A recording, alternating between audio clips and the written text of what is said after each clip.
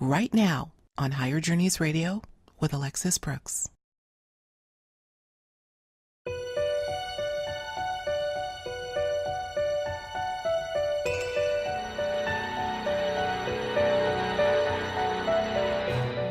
Though more of us are getting used to the idea that ET contact is a reality and inclusive of the human experience, there are some accounts that fall into this category which are still very difficult to grasp.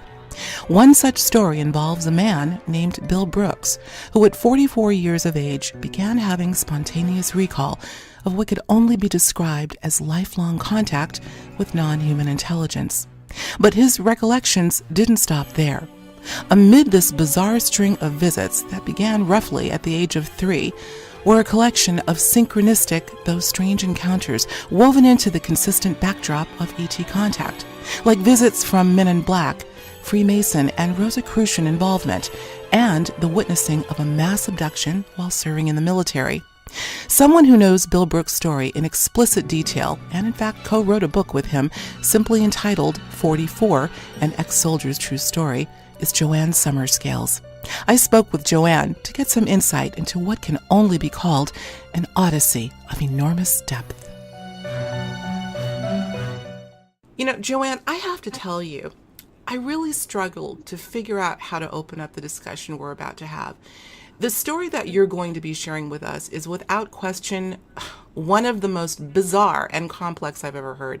This is the true story about a man who realized at the age of 44 that he had been having contact with what I call non-human intelligence all of his life. But it certainly doesn't either begin or end there. I mean, the twists, the turns, the tumult, the challenge, and the torment that this man has been through is unimaginable.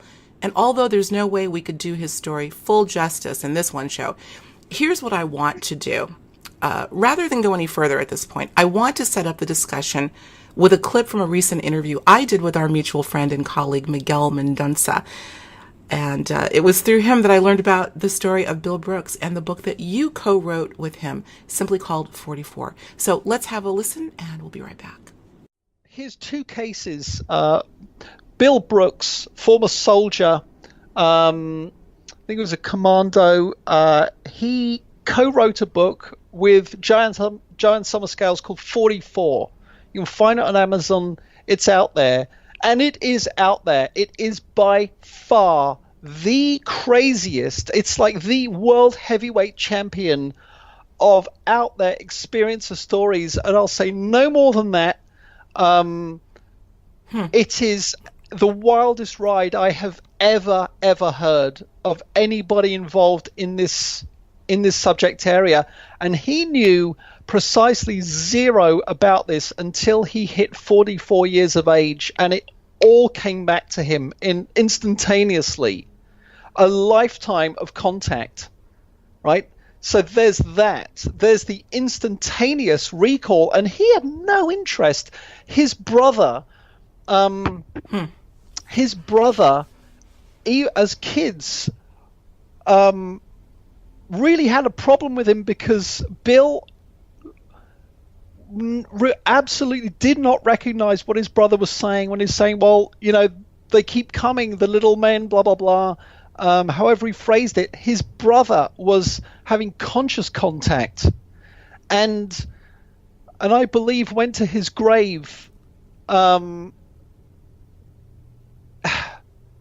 upset that Bill never recognized it, never said, yeah, okay, I remember it. But at that point, Bill had not had the download. It didn't come until he was 44, and there are so many details. It is just the wildest. You know, I have to say, I concur with Miguel completely. Bill's story is one hell of a wild ride. Now, I haven't managed to fully complete the book as yet, but you better believe I will.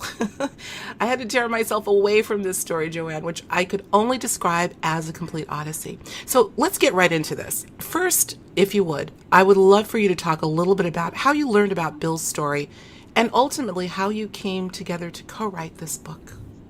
Oh, that's lovely. Thank you, Alex, and thanks you, Alexis, and thank you for having me on your show. It's wonderful to be here too. Well, Bill, I had been running in the UK a support resource project called AMASH, and I provided a line, a contact, a website, so people with anomalous experiences, including the ET stuff, could connect if they so wished. And in the meantime, I was doing one-to-one interviews, radio and TV, camera, and so people had seen some of my work. And anyway, Bill, back in 2012, was in dire straits, health-wise and every which-wise.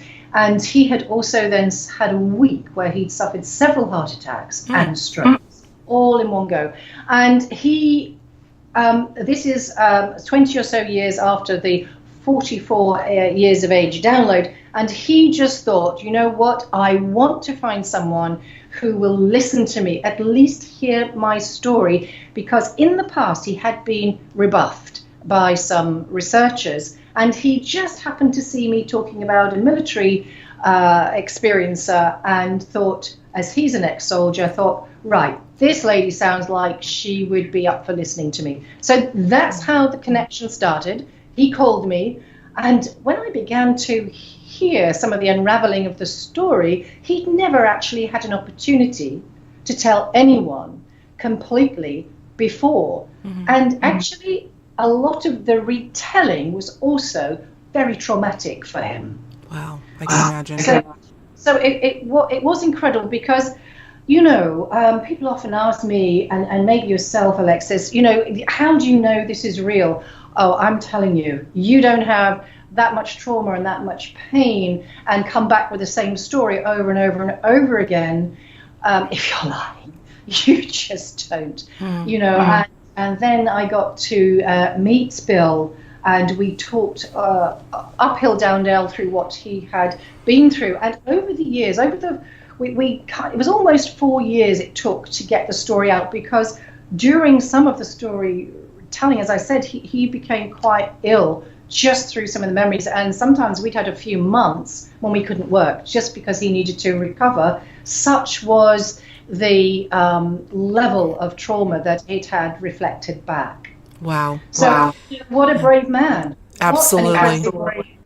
Well, that's great, Joanne. And by the way, folks, if Joanne sounds a little bit different to you this time around, we had a little bit of feedback, so we had to take a little break so she could put some headphones on for us. And she's sounding fabulous now, and as she should, because there's a lot of detail that she is going to be divulging to all of us today, based on Bill Brooks' story. But listen, before we get into the crux of how his download of recalling lifelong ET contact happened, Joanne, I'd like to start by having you describe what his first contact experience was like. I know he goes into this in the book, and I believe he starts out by just sort of chronicling several of them. I think his first one, as he describes it, was at 3 years old. Yes, I mean, it might have been even 2. We're not quite sure. He says if it wasn't 2, it was 3. He really can't recall exactly. So 2 or 3, a little toddler. And where he lived in that time, you have to remember that in the UK, it was still rationing, believe it or not. Rationing continued until I think 50s, early 50s. And so it was a very poor area, and it was quite bombed out still. And so everybody was, kind of looking after other people too. So it was that kind of a neighborhood. Anyway, this little chap, young Bill, was put out, and now his auntie, got an auntie who'd got enough money to buy him a little Jeep. Wow, one of those that little kiddie can sit on. And he was put outside, and he was fully dressed. I mentioned that for a reason. And just as you might put a little one out in a pram, and he was just left just in eyesight, in view. And the next thing is there's a full mass panic, and there's a big search on, because young Bill is missing. Now, what had happened is that what he remembered is that he saw something caused him to look skyward, and he remembers seeing a rather large cigar-shaped object. And he only remembered this again during the download when he was 44. So that's what he saw. He didn't remember anything else. And in the memory loss, he doesn't retain any information about what happened during the panic time when he seemed to have disappeared. But he was found a few streets away, which is impossible for this youngster. I mean, it would have been absolutely impossible. So it was as if he had been taken and put down somewhere else, Jeep and all. He was still on his little Jeep. But interestingly enough, he was naked. And now, it was a poor place. So people say, well, maybe they stole his clothes. Well, if they stole his clothes, why didn't they steal his little Jeep? Because that was quite, that was an unusual toy for anybody to have in the area with the level of poverty that he grew up in. Mm-hmm. So that one doesn't work either. And often people have been taken and put back without clothing, or clothing on the wrong way, or somebody else's clothing even. Yes, I've heard that.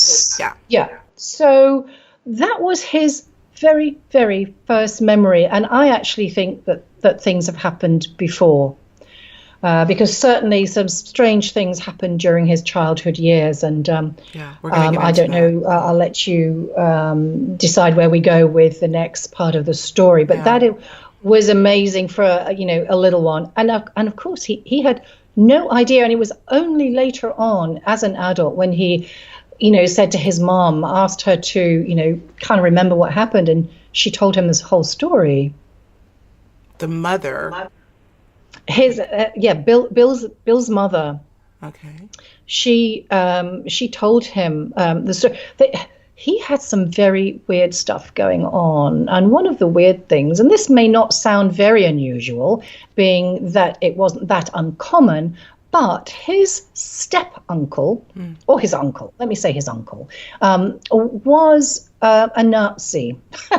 And you say, what? In the West Midlands of the UK, where'd you get a Nazi from? Well, he was a prisoner of war, and he had been one of the guys, and this wasn't unusual, he'd been put to work digging whatever, and he'd married one of the sisters, his mother's sisters, and he said he remembered that he was very good to the kids. Mm-hmm. Mm-hmm. But there is a link, which I don't want to take you to, Alex, which flags up his background in another part of the story to do with his cousin. So I'll just leave it at that as a little hanger. That's a good teaser. Yeah. Because it is a fascinating point. Listen, I will say this. There's no way we could do his story justice in this 1 hour, for goodness sakes, probably 5 or 6 shows. But one thing I will say, and you just threw out a little teaser for us there, is that it seems that every relationship, whether family, friend, or stranger, that Bill comes across or who's in his life, there is some interconnection that is... Again, the odyssey is the only word I can use. So I can't see where any one of these stories that he recounts are not connected in some very strange way. So we'll leave it there. It's so tempting to just dive in. And for the sake of the audience, I just want to make sure we can kind of keep it, because they may or may not be familiar with the story. And, I'm going to plug this book right off the bat. You got to go out and read it. You got to go out and get it and read this book. But let's try to stick with a bit of the chronology that I'd like to get to. I want to talk about his experiences, a lifetime of experiences with, again, what I call non-human intelligence, or NHI. There's several species apparently involved, including the Nordics, and yes, even the reptilians. Can we talk about that? Oh yeah, absolutely. Yeah. The only time that he met the Nordics, and we're just calling them that because it's what's become kind of a cultural meme. Mm-hmm. They might be something else, but we'll just call them the Nordics for the sake of calling them something clarity. When he was 5, just first off, he was in a woods. He's a great nature boy. Mm-hmm. He was in the woods, and he was very fascinated with nature and has a great affinity with nature still. And he was just scooping out the little newts, and they kind of look very prehistoric, those little guys, and just putting them back. He wasn't harming them, and he noticed a group of 4 people, And it looked like a family group, as his little 5-year-old eyes could, deduce. And he said they were all in those all-in-one suits. Now, this would have been 1955, so pretty unusual for people to be wearing all-in-ones. But he didn't take too much notice. But what they said to him was really absolutely fascinating. You're thinking of the time, you're thinking about what's been happening on the planet, lots of bombs being going off, testing, all the rest of that. We're in 1955, and this young boy is being told by the Nordics, listen, please don't take the newts out of the pond. They are endangered, and please tell your little friends.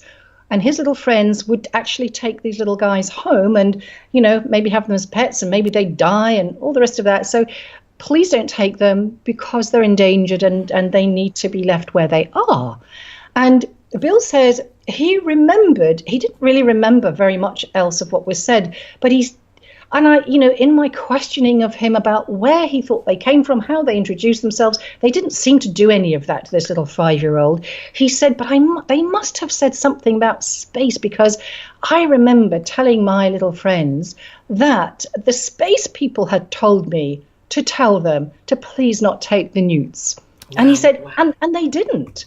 So that was his very first experience. But one of the most major experiences of his life happened another 5 years later we think it's 1960, could be 1959, and this was in the similar locale. This is in the West Midlands of the UK, Wordsley near Stourbridge, for anybody who wants to go and check out on a map. Mm-hmm. And I don't know if you want me to go into that next story, Alexis, just yet, or whether you have any comments you want to make. I think so. Again, All right. As I was sort of preparing for our talk, I thought, oh my gosh, I've got to try to keep it straight here, because there's just chock full of stories. So why not? Let's go into there are 2 reptilian encounters that I can recall. Yeah.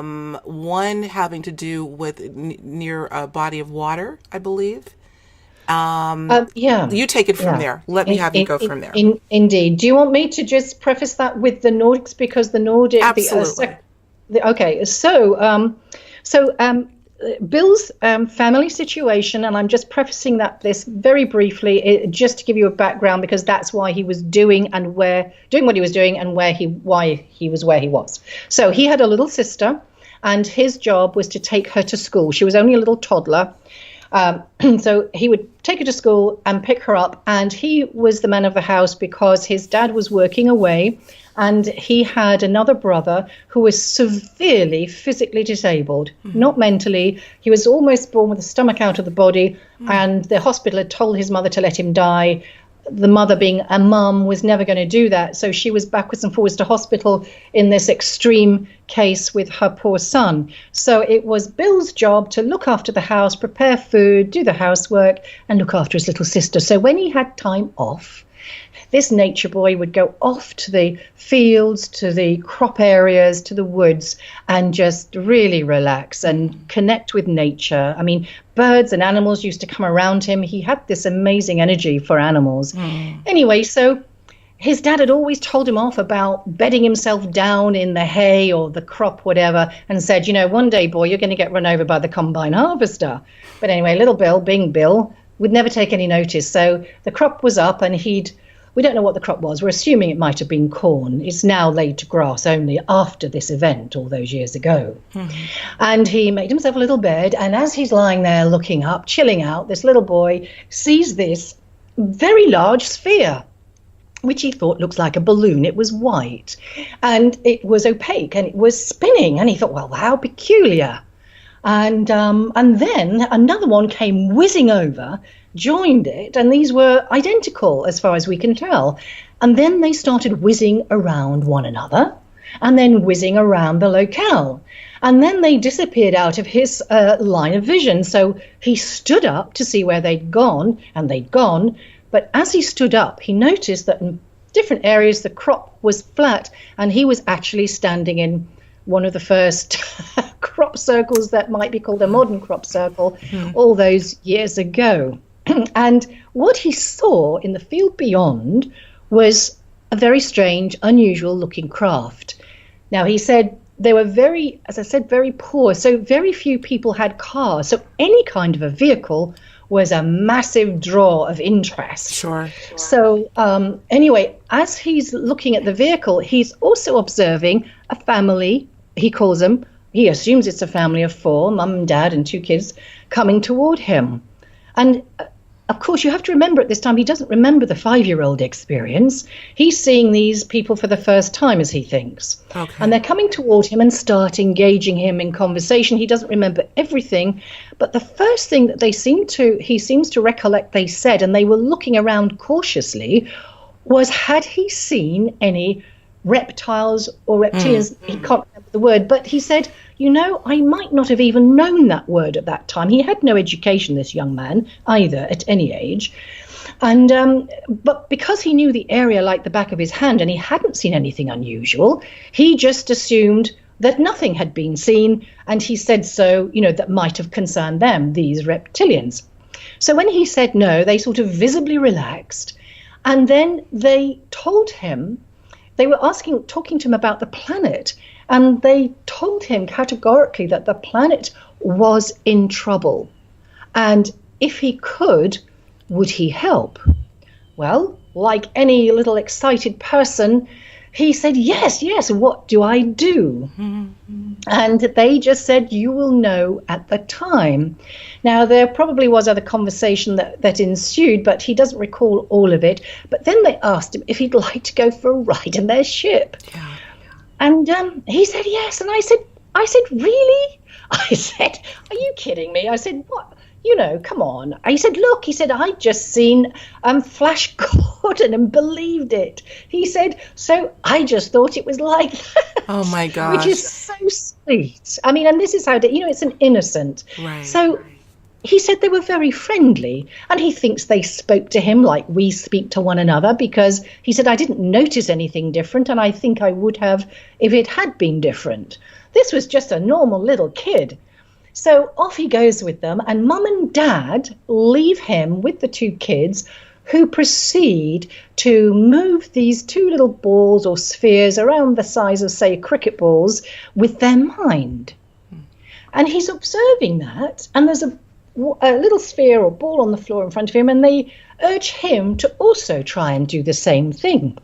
And he's sure that he can't do it, but he has a go anyway, and sure enough, he does it. He's controlling the ball with his mind, though he says as a rider, I'm sure they did it because I can't do it down here. I remember reading that. He was doubting that he had the ability to do it and thought maybe they could kind of finagle that. Yeah, that's amazing. Yeah. Well, let me just say something, because I know I don't want to cut you off totally, because I think there's more to that story even. Just a little. The idea of these children, Joanne, particularly what Mary Rodwell refers to as the new human or new children, the star seeds, that are coming to this planet with these amazing abilities, including but not limited to not just levitation, but what am I saying here? Telepathy, well, obviously psychokinetic, PK, exactly, psychokinetic and telekinetic abilities. Yeah. Not to mention the fact that although portrayed as fiction in the now famous movie The Matrix, we see the little boy giving the advice about it's not the spoon that bends, but your mind. So I say all that to say that this seems to be somewhat of a relatively classic, but perhaps more common, if you can, phenomenon than we think. So perhaps they were able to put him in that mode, that frequency in which he was able to do something like that, to levitate. And also maybe the gravitational environment was slightly different. Yes. Good point. And also, I won't tell the story, but when he was about 9, only about a year or so before, he had, done some training on this with some Mormons, interestingly enough. Really? Brought to him by the Rosicrucians. But I won't go into that, but I just think it's absolutely bizarre. The Americans had an interest in this youngster from a very, very young age. And I don't know how, it's a whole mystery to me how he was ever marked out as somebody of interest. Because it was from a child, and you think, wow, how does that work? I don't understand that part. I don't have any awareness of how that happens. But anyway, absolutely astonishing story. Thank you for bringing that up, because yet again, for those in the audience who are familiar with, I don't want to say similar stories, but stories that are equally bizarre, and all of these connections that in normal reality wouldn't make sense, may be familiar with this idea of identifying and pegging what will become, or who are very, very advanced kids in terms of their psi abilities. This is not the first time I've heard this, frankly. You do wonder, what is the mechanism by which whomever, the Rosicrucians, the Freemasons, and more, as well as some military organizations, able to identify these young ones as people of interest in that regard. And I can only imagine some of the advanced technologies they may have, both technologies we think of technology, as well as inner technology, including their own paranormal abilities to be able to identify. So anyway, just wanted to bring that up.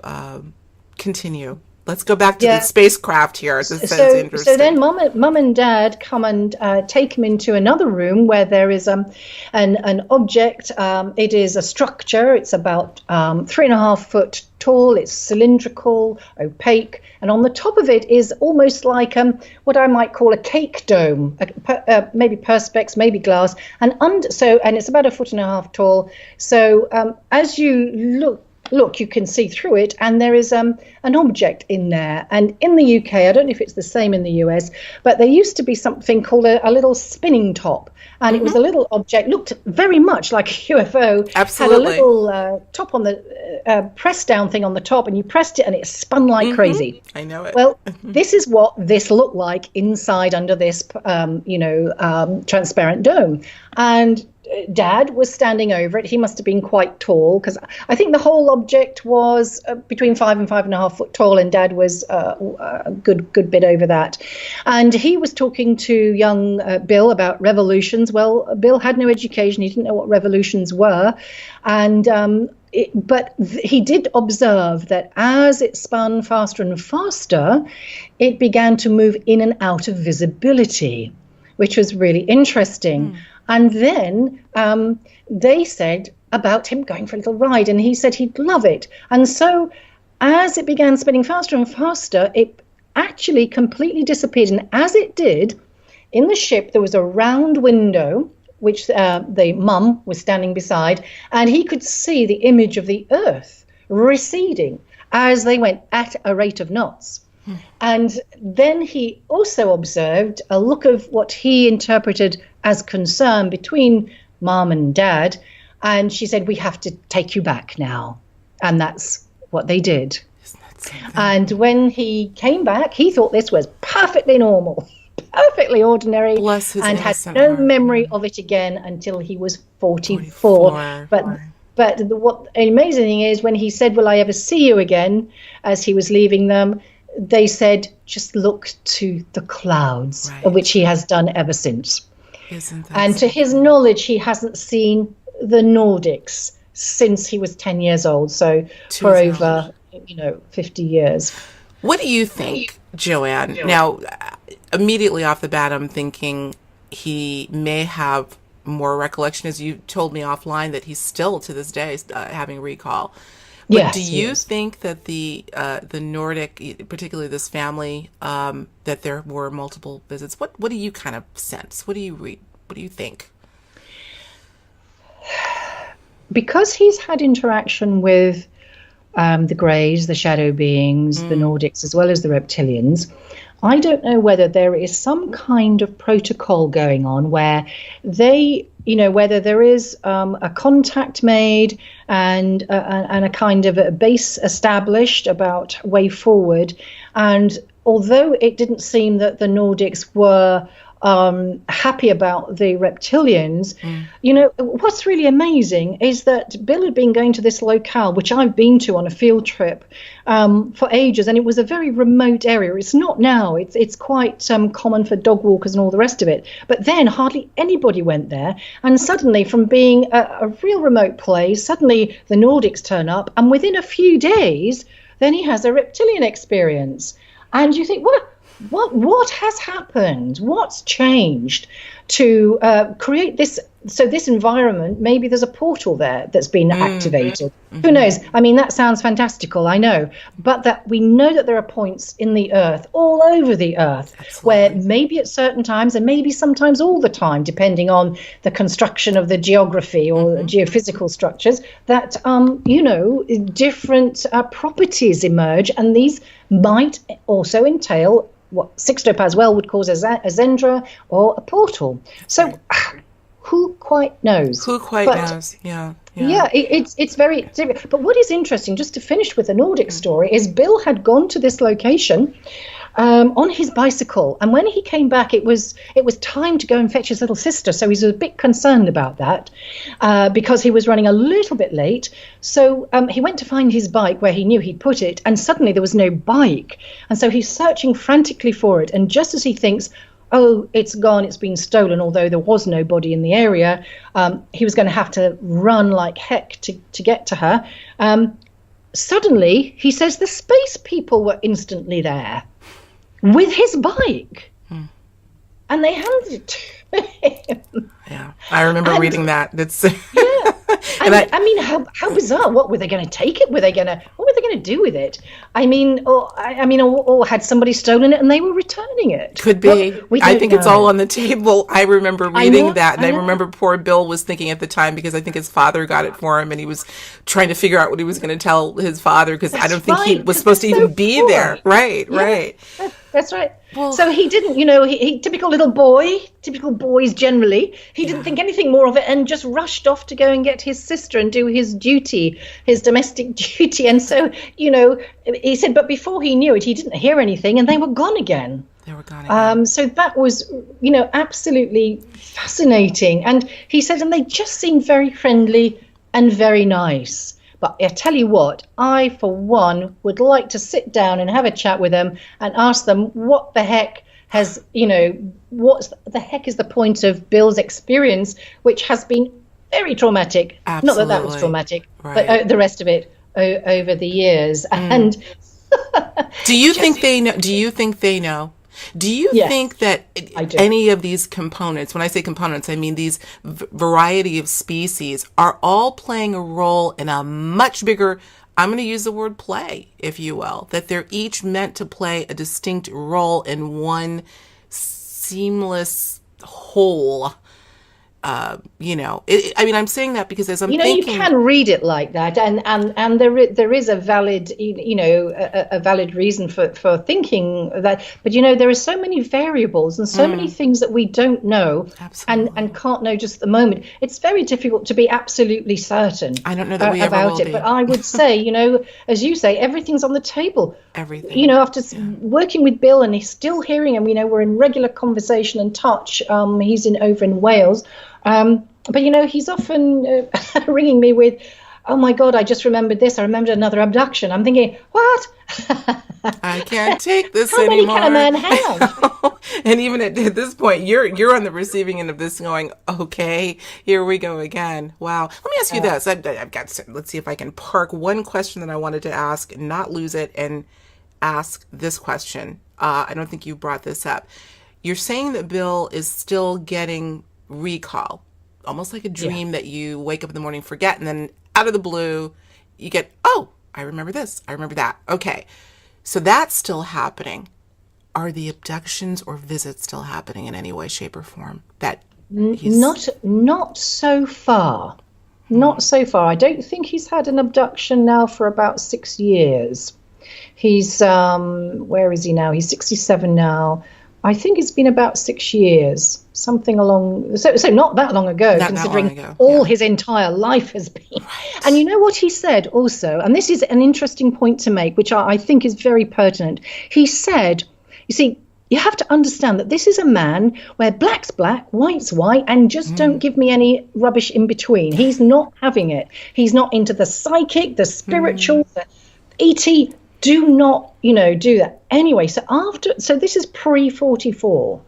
And so that's why there was this horrible schism between him and his dear brother, who on his deathbed, which was only 6 months before he had the download, what a shame. Oh my that goodness. He actually accused him Bill of being part of the whole thing, and said that he too, with his injuries or his deformities, had been part of an ET experiment.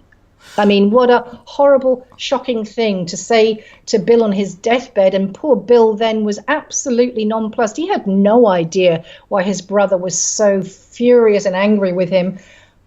Well, we know because Bill wouldn't give any credence to the fact that he reported seeing him being taken when he was a kid when they shared rooms. This is good timing. I'd love for you to go into this a little bit more. Was his brother's name Brian? Was it Brian? No, that was his cousin. His cousin. Okay. I don't know that the brother's name. Well, it doesn't really matter. Trevor? You said Trevor? I think it's Trevor in the book. Okay. Let's stick with this for a little bit, because this too is yet another component that can be plugged into this absolute matrix puzzle, whatever you want to call it. Let's talk about the abductions from the bedroom. And this is where from my understanding, that Trevor would have witnessed and perhaps been a part of his own ET encounters. I found this also quite interesting. That Bill I guess he shared a bedroom with his brother. And yes, at one point. Okay. So let's get into that, and then maybe we can go back to where this sort of animosity came from. Unfortunately, so close to his brother's passing over.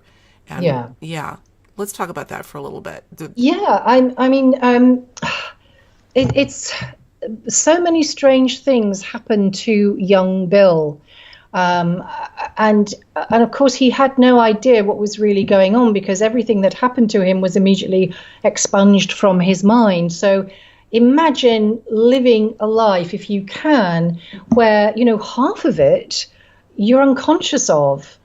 And, this is of real material experiences, too. This isn't something that is fey or imaginary. This is, knock on wood stuff. And talking about knocking on wood, at one time, for whatever reason, and isn't this interesting, Bill used to go inside the wardrobe to wait for them to come and take him.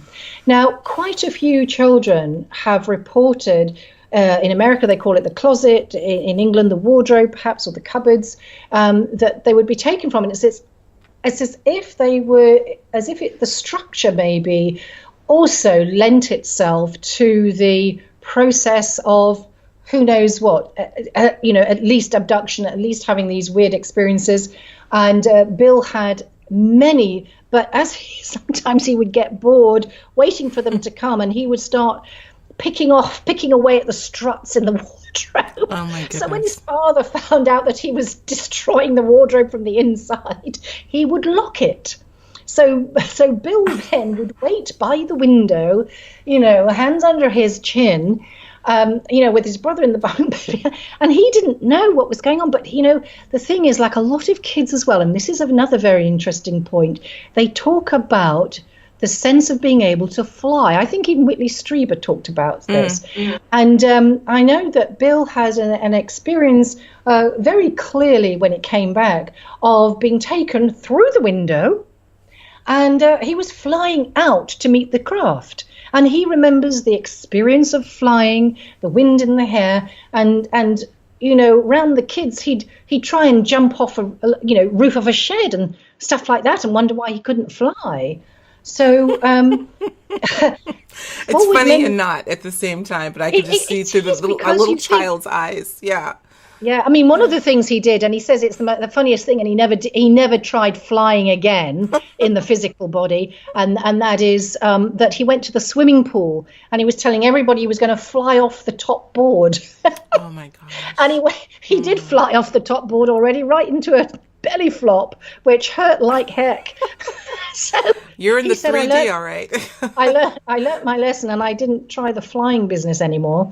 But he has honestly so many things that happened to him. But just to touch base with the reptilian, if we have time for that.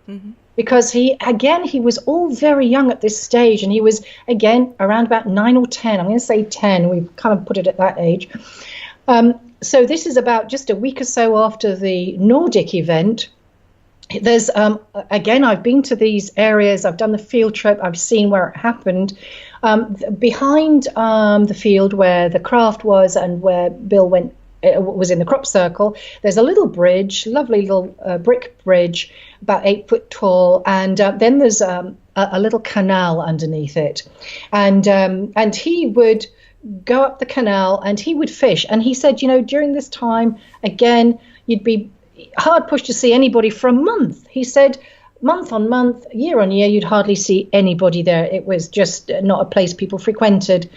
And he said this one time he'd got his fishing line, homemade fishing line, in the water, and he was standing on the opposite bank to where the field would have been.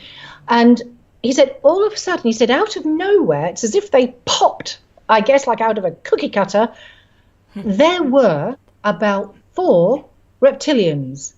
And he was so astonished that he stood there agape. And he said, I know they must have been around 7 or 8 foot tall, because as they came down by the bridge, that I know how tall the bridge is. And he said, and the one came into the water, and we're talking just a few feet across, possibly 10, 12 feet across. I don't think it's any more than that. It came up very close to him and just up to his head. Now, the canal's not very deep, so it must have been crouching in the water. And all of a sudden, Bill has no memory. He blacks out. And when he comes to, he sort of shakes his head and he thinks, what was that? He remembered seeing the other reptilians, but it was like a hazy dream, which you forget. Mm-hmm. And all of a sudden, he looks to see where his fishing rod is, and it's another 20, I can't remember if he said yards or feet now, up the river, up the canal. And as he goes to find it, there's a poor fish on there. And normally he would catch fish and put them back in the water, but this one had been on the line so long it had got its jaw ripped out, which was such a horrible thing. So he was very sad about that. And then, now he's not remembering anything, but he's beginning to get a sense that something weird is going on. So now, once again, no memory. He's got the fish thing. And so he begins to go to places which are a higher viewpoint in the locale. And this one day, not far in time-wise, within the next few days, he's looking across at the field, and it's got a little bit of a slope to it. Mm-hmm. And he's observing from this peak area 4 beings walking up the field, which then go onto all fours. And he somehow recognizes them as reptilians. And then they go into the woods, which is just at the far side. Now, he thought, what the heck's that? And he's a bold little fellow, and his bedtime was always quite early, always about 8 o'clock. His parents were quite strict. However, nothing would keep Bill in. So Bill would nip out late at night, and he would do, some of his just looking around in nature. But he had gone to the woods earlier and built a little hideaway. And he was very good at this building. It was really hidden away, so he could really, like a hide, so he could watch whatever was going on. So come his bedtime, and a few hours later, he was off and out of the house and into his hide. And the next thing he knows is that he sees these eyes, which seem to be, he says they seem to have a bit of a glow to them. And the next thing he remembers is that he is being yanked bodily, physically, out of his hide. And the next memory, he has no memory of that, suddenly, instantly, all gone. But in the recall of age 44, he remembers that, and he remembers the next morning standing at a gate with a reptilian, and then nothing else. Now, Bill used to be found sleeping under the hedge of his parents' house, well, where he lived. I've been to that location as well. There was a privet hedge, and people going off to work in the morning would report to his parents that there's Bill outside again. He's under the hedge. And on this occasion, he had no idea what had happened. He just woke up. Of course, he couldn't get back in. And he was scratched from top to toe. And his mother said to him, where on earth did you get those scratches? What happened to you? Mm-hmm. And they had a gooseberry bush at the bottom of their garden. He said, oh, I think I fell in the gooseberry bush. Oh, my goodness. Because he didn't want to tell them, excuse me, what was going on. I think, know. Right. He didn't know. He didn't know at the time. Okay. Because his memory had instantly been wiped again, but he was beginning to just sense that something was going on. Okay. But the entire incident was wiped from his mind until he was 44. Can you imagine this guy growing up, believing nothing of this?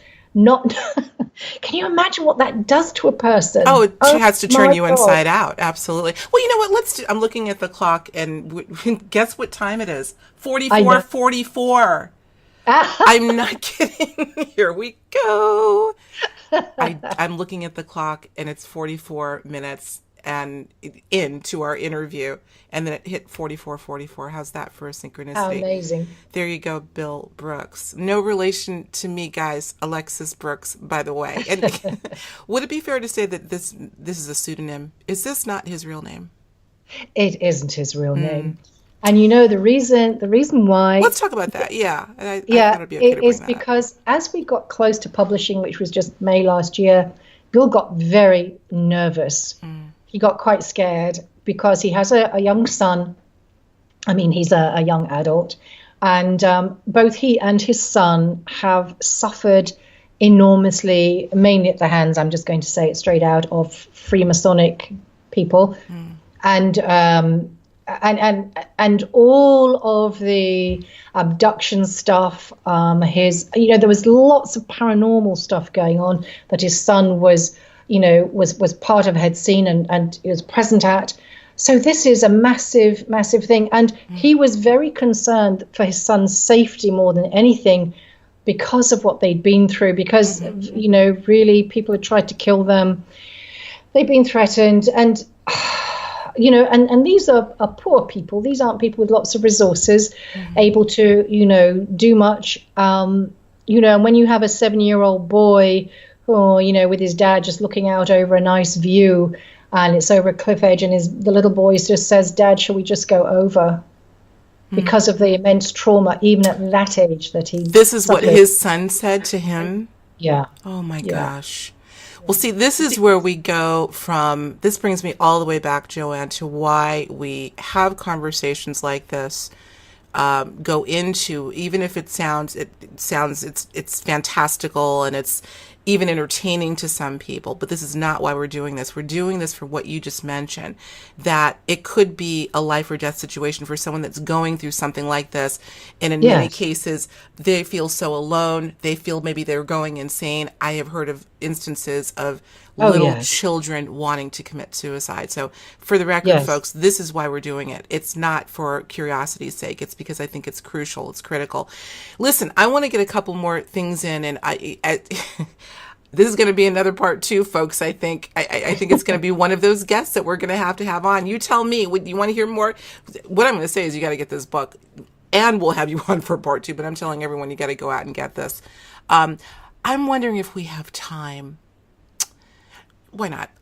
Can we dive into the, speaking of, outside entities or other entities, parts of his life that you would seem on the surface wouldn't be connected, but apparently are. Let's talk about his time in the Army and his witnessing of an Army abduction event. Can we go there? Is there any way you can put that in synopsis form if you can? I will try and be as speedy as possible. Basically, at 18 years old in 1968, Bill joined the Army, and the regiment that he joined was a nuclear regiment, which was in Sennelager in Germany. And guess what, folks? I mean, you couldn't flipping well make this up. He was based with personnel from Area 51.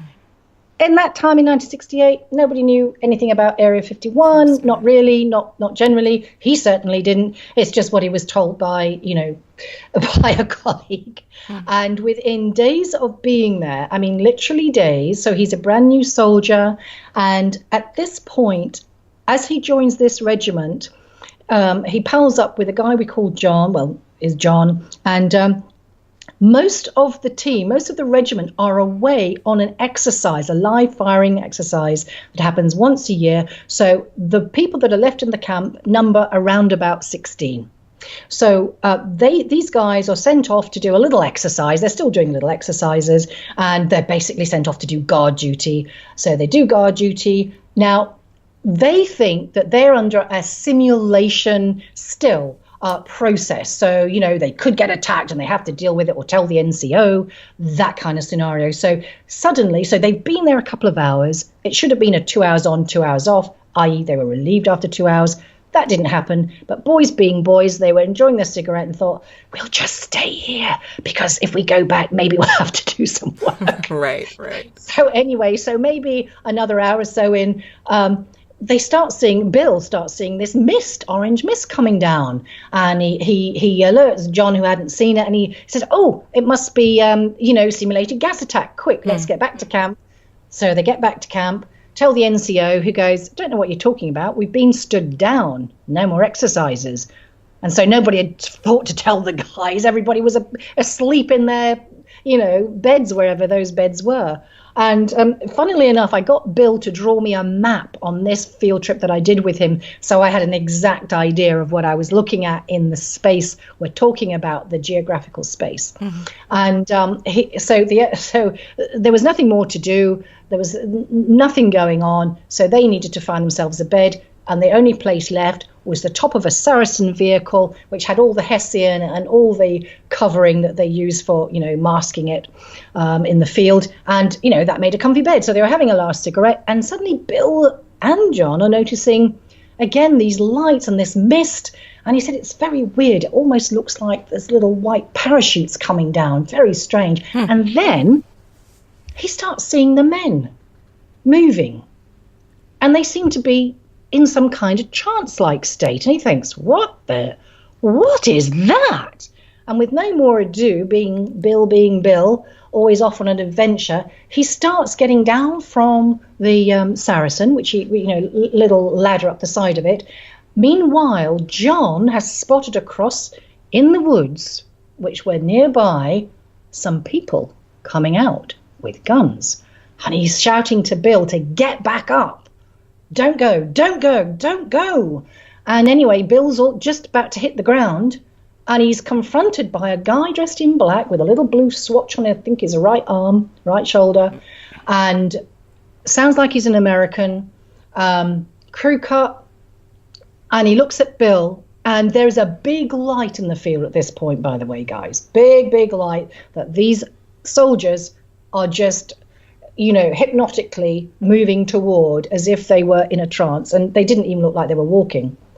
They looked like they were floating. And Bill is told in no uncertain terms to walk toward the light. And then he hears John again. His attention is distracted by John shouting, get back. And all of a sudden, this large weapon is cocked right at his head. And the guy says, now walk into the light. And so he does. And he actually follows Bill to make sure he goes into this, whatever this light is. It was so bright he could hardly look at it. And the next morning is what he recalled.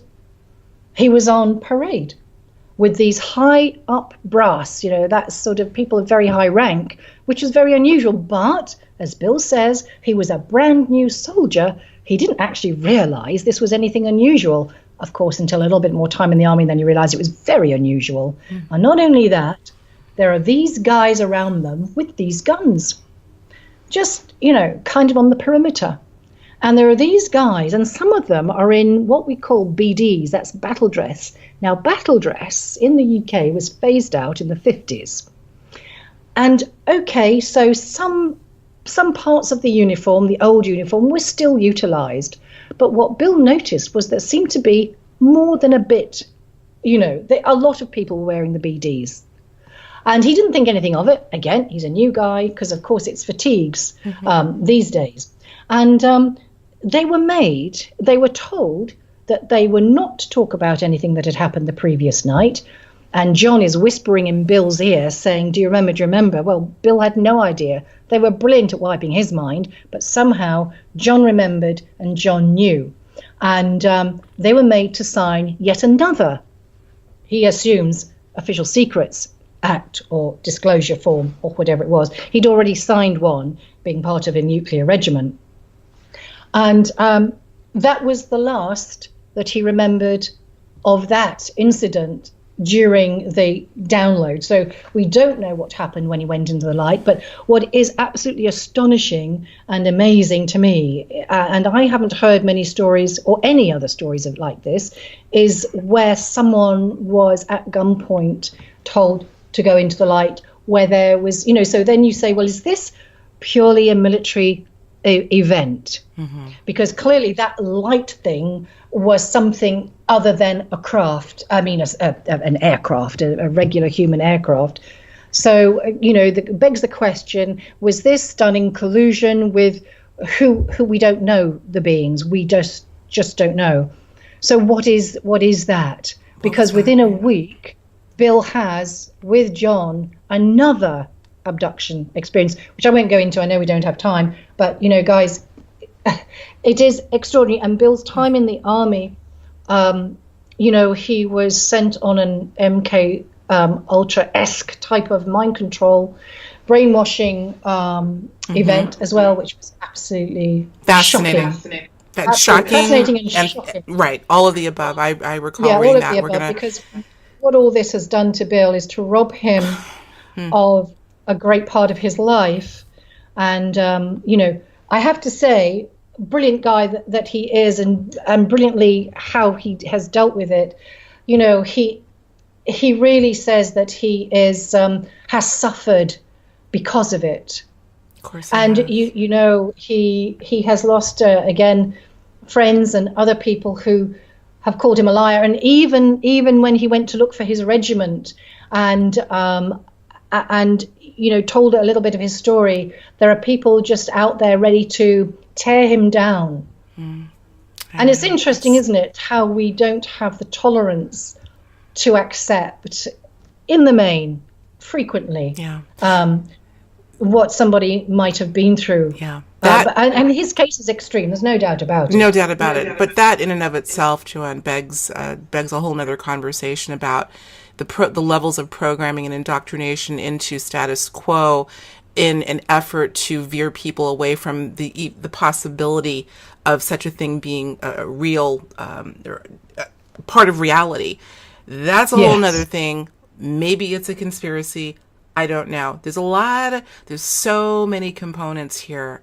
This is going to be a massive cliffhanger. There were a bunch of questions I'm just not going to have a chance to get into, but we're going to wind down at this point. But we are going to have you back. I think this really deserves another dive in. But I don't think even the next show could do it. I think the only way, and folks, I'm not just plugging this book because it's my buddy Joanne here.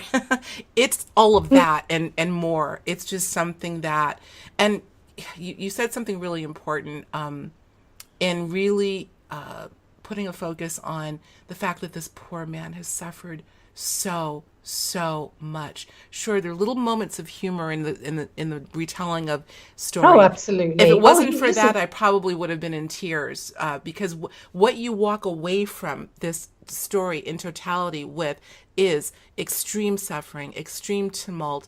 It sounds like he's rather slight guy. He's not a big guy. You just kind of get this complete picture petite. of him. Yeah. Here's something that I want to bring up as we close out, because this is precious to me.